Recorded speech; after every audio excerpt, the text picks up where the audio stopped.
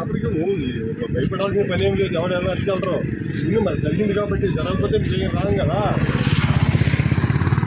ఇలా వస్తున్నాం సార్, రోజు స్టాక్ పెట్టుకుంటాం. ఏం పాయింట్ అంటారు డిపో నుండి మనం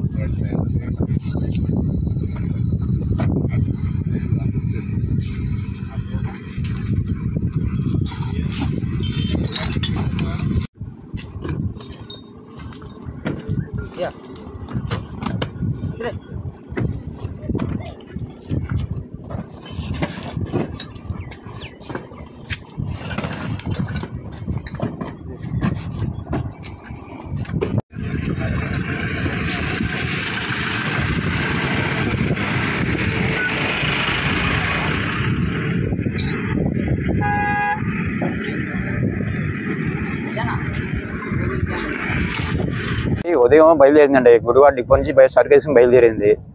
అది నాగాలంక 2 షాపులకి, ఇంకోటి మోబిదేవి ఒక షాపుకి సరుకు వెళ్తుంది అన్నమాట. అది టైర్ బరస్ట్ అవ్వడం వల్ల బండి పడిపోయింది. అది వేరే దాంట్లో మార్చుకుంటాం. మార్చి ఇప్పుడు మళ్ళీ తీసుకెళ్ళిపోతాం. అది చూసి చెప్తామండి. అంటే నష్టం జరిగిందా లేదా? అంటే బహుశా ఈ బీర్ సీసాలు అవి పగిలిపోయినాయి కదా, మిగతా చూడాలండి. చూస్తే కానీ మనం అది పూర్తిగా ఎంత ఉందన్నది చెప్పాలంటే అది చూడాలి. ఒకసారి చూస్తామండి. చూసి దాన్ని బట్టి చెప్తాం. టైరేనండి. టైరు బరస్ట్ అయ్యి ఇంకా అది బండి తిరగబడిపోయింది.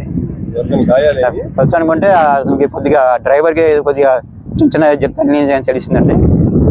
పెద్ద మేజర్ ఏం కాదు.